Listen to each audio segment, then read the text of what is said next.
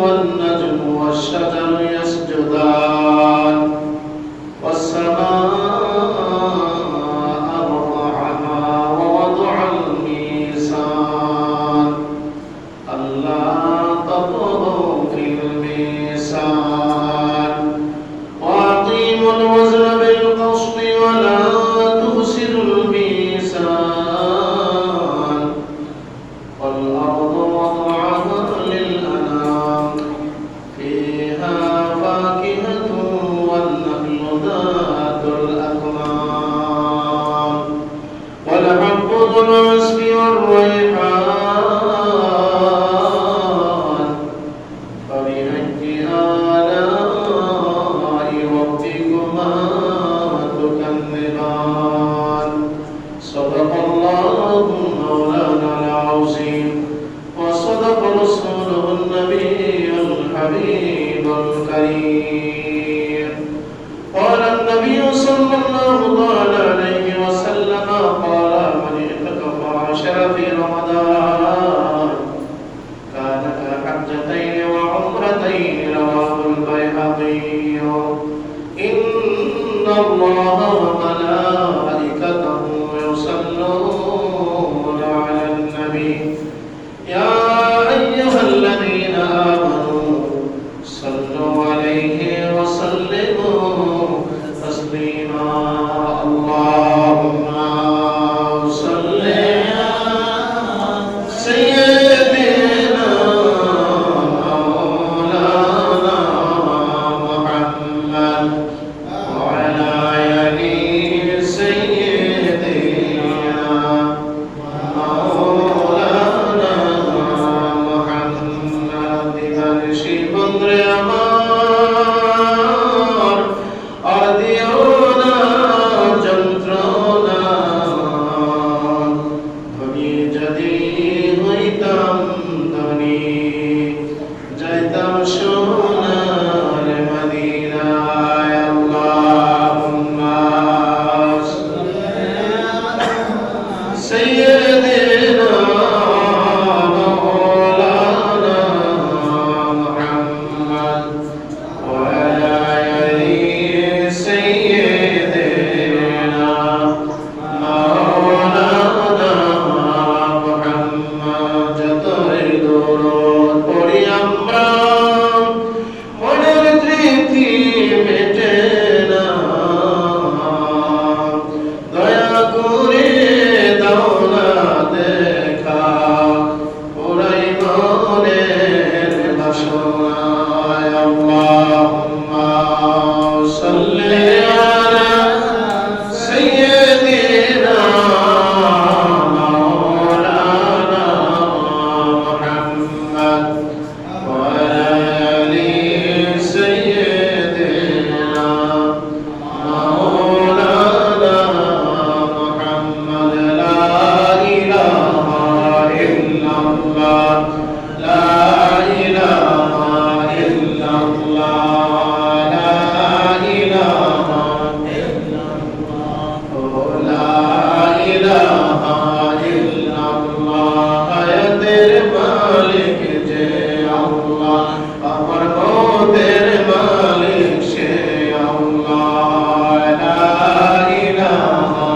ইল্লাল্লাহ বলবে লা ইলাহা ইল্লাল্লাহ মুহাম্মদ লা ইলাহা ইল্লাল্লাহ লা ইলাহা ইল্লাল্লাহ মুহাম্মাদুর রাসূলুল্লাহ সাল্লাল্লাহু আলাইহি ওয়াসাল্লাম বালাগাল উলা بكماله كشفت جمال جماله حسنت جميع خصاله صلوا عليه وآله يشفي محبوب خدا آئے جس دل میں حاصل نہیں لاکھوں امید ہو مگر ایمان میں کامل نہیں بلغ العلا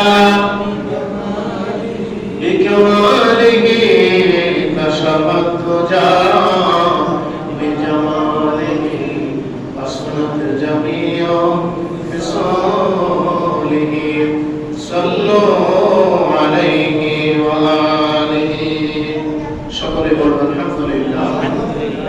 পবিত্র মাহে রমাদান শরীফের তৃতীয় জুমাবার দিনে আল্লাহর ঘরে জান্নাতের বাগানে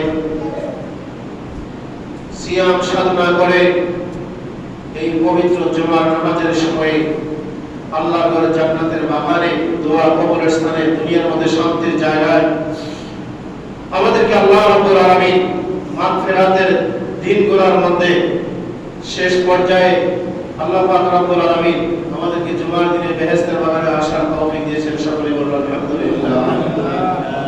আল্লাহ পাকের দরবারে আরো শুকর এবং সুজুদ যে আল্লাহ পাক আমাদেরকে এই মাহে রমাদান শরীফে রোজাগুলি রাখার তৌফিক দিয়েছেন। বলুন আলহামদুলিল্লাহ। এবং সামনে যে রোজাগুলি আমাদের বাকি আছে এবং আমাদের জন্য সামনে ইতিকাফ রয়েছে, আমাদের জন্য রয়েছে লাইলাতুল কদর। ওই রাতে আসন্ন লাইলাতুল কদরের রাতে মহান আল্লাহ তাআলার ইবাদত করার সুযোগ এবং তৌফিক এনায়েত করেন। সকলে বলুন আল্লাহুম্মা আমিন। বিশেষ করে এই মাসটির রহমতের দরদি অতিবাহিত হয়ে গেল, জানি না আল্লাহ পাকের কাছে আমরা কতটুকু কবুল এবং মঞ্জুর হয়েছে, আল্লাহ পাক আমাদেরকে কতটুকু কবুল করেছেন, আমাদের গুনাহগুলি আল্লাহ তাআলা ক্ষমা এবং মাফ করছেন কিনা জানি না।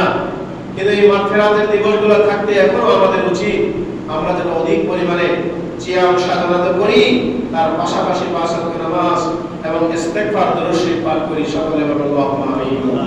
লাখ কোটি দরুদ সালাম, অসংখ্য দরুদ সালাম শাফিউল মুজনিবিন রাহমাতুল লিল আলামিন আমাদের প্রাণের নবী মুহাম্মদ রাসূলুল্লাহ সাল্লাল্লাহু আলাইহি ওয়াসাল্লামের রওজা মুবারকে সোনার মদিনা মুনাওয়ারায় পৌঁছায় যেন আমরা সকলে বলি আল্লাহুম্মা আমিন। আমরা একেবারে মাহে রমজান শরীফের মাগফিরাতের শেষের দিকে এগোচ্ছি। মহান আল্লাহ পাক রব্বুল আলামিন তার কালামুল্লাহ শরীফে কোরআন মাজিদে 114টি সূরা থেকে আরেকটি সূরার নাম সূরা আর-রহমান। সূরার নাম কি? সূরা আর-রহমান। এই সূরাটি অবতীর্ণ হয়েছে, নাযিল হয়েছে মদিনা শরীফে বিদায়। সূরার নাম হচ্ছে মাদানী সূরা। আয়াতে কারিমা শরীফ হচ্ছে 78, রুকুর সংখ্যা হচ্ছে 3। এই সূরাটির মধ্যে একটি শান এবং নুজুল রয়েছে। আল্লাহ তাআলা যখন এই আয়াত নাযিল করেন যে উসজুদ লি রহমান, অর্থাৎ তোমরা রহমানকে সিজদা করো, তখন কাফেররা বলে উঠল রহমান আবার কি? জোরে বলুন নাউজুবিল্লাহ। এই বলে তারা রহমানকে অস্বীকার করলো আর বলল আমরা রহমানকে চিনি না। তখনই আল্লাহ তাআলা এই সূরাটি নাযিল করে বলেন রহমান হচ্ছেন তিনি যিনি কোরআন শিক্ষা দিয়েছেন, মানুষকে সৃষ্টি করেছেন আর তার ভাব প্রকাশের ক্ষমতা দান করেছেন। জোরে জোরে বলুন সুবহানাল্লাহ। সূর্য এবং চন্দ্র এজন্য নিয়ামত যে তাদের চলাচলের উপর দিন রাত্রি, শীত গ্রীষ্ম আর দিন ও মাসের গণনা নির্ভর করে। এই সমুদয় বস্তু নিয়ামত হওয়া স্পষ্ট। আর সর্বপ্রকার বৃক্ষের সিজদা করার অর্থ বাধ্যতামূলক আনুগত্য, অর্থাৎ